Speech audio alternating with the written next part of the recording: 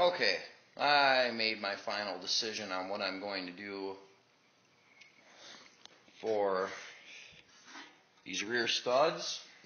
So, as I said, did a bunch of internet research, and if you want them studs to work, you have to take this main bearing cap, send it in and have it machined down. Well, you're taking material away from there, and by the time you have a finished product, I mean, that's just not acceptable. So you call up ARP, they'll send you 2 of their bolts instead of studding it, which I guess the heads on them bolts still stick up past the surface.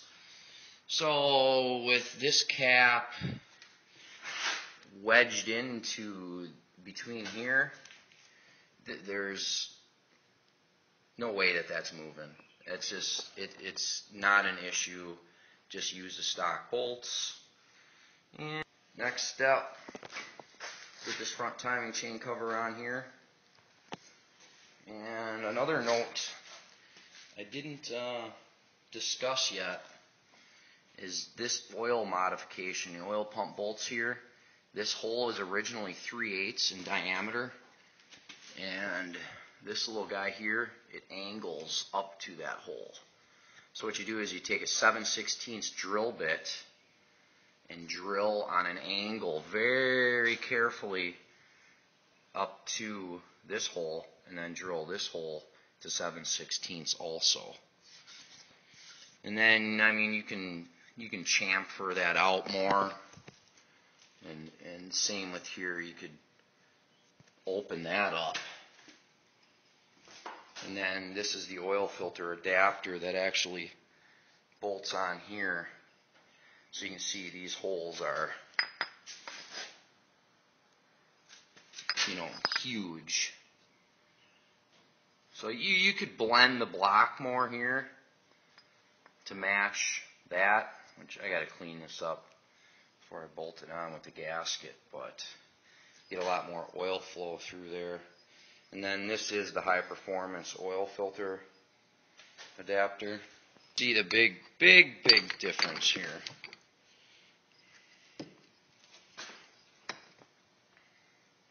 You tell me which one you'd want. So definitely worth getting this one. I had this one laying around. I don't remember what the Ford part number is, but definitely worth getting this for oil flow. Well, this is what I had on there before. Yeah. Timing chain cover. Little deal I always do. This is the front crank seal here. With any seal I ever install at work or on anything, transmission, axle seals, I always fill them. Learned that from my grandpa a long time ago. You fill the seal with, engine assembly lube, petroleum jelly, whatever is gonna, mix with the lubricant, like engine oil or transmission fluid or whatever's gonna mix with it. But anyways, it acts as a lubricant when you first start it when it's dry. It also holds that spring in. Anybody that's installed the seal dry, I'm sure, has experienced the keeper spring that's around the rubber popping off, and that really sucks. So this way you got lubrication, and it keeps the spring in there. So a little tip, and I'm getting ready to put this timing cover on. I just dig out the timing cover gasket and glue it onto the cover real nice. And I think I'm going to run to the hardware store, because with this windage tray, I got a gasket, windage tray, gasket, oil pan. So obviously the stock bolts are not going to be long enough, which I knew about, but I'm thinking I'm going to go with a stainless bolts. They look kind of classy with the black oil pan, and I think I'm going to paint the block that cast iron color. I had it once before, but can't put the oil pan on until I get that timing chain. Alright, got the timing cover on, centered it with the crank sleeve here. We got the doctor, Miss Leffler, brushing on the number 2 gasket sealer, supervised by the PBR. I'm going to put this first layer of number 2 gasket sealer down. Put the windage tray gasket down, then the windage tray. And goop it all up again for another gasket. Don't like using the cork, so this is, you know, you got, these are valve cover gaskets that are cork, but this like silicone cardboard stuff, these gaskets hold up. So pan's all cleaned out, ready to go. Alright, windage tray's down, ready to put the other coat of number 2 on here. Oil pump gaskets, soak them in oil.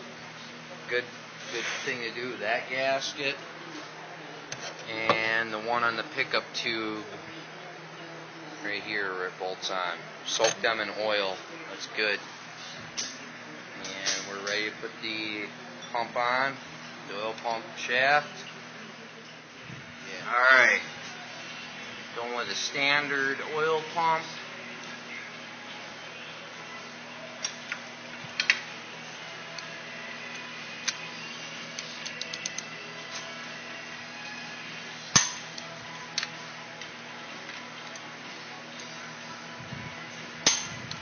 Torqued. Another note we got going here, I trimmed the corners of the gasket here because this slot right here, oil comes, that's the oil pressure that comes off this rear main cap bearing that gets forced at the rear main seal. This is its dump port. You want to make sure your gaskets, you're using this kind of windage tray. Watch your aftermarket oil pan so this does not get covered up because all that excess pressure will be pushed at the seal. So, another important note.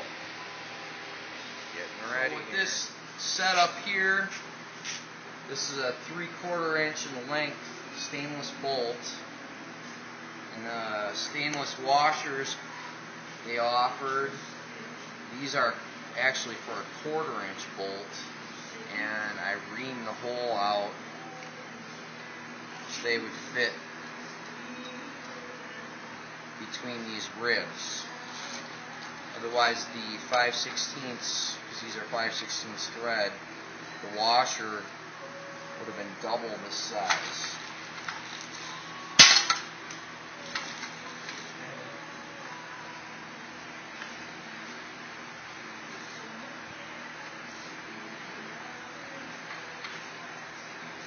$20 of these bad boys. Alright.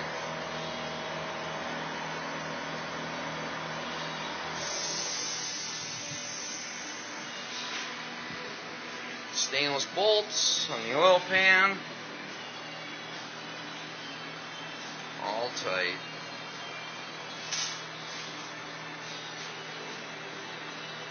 Yeah, buddy, chooch it. No?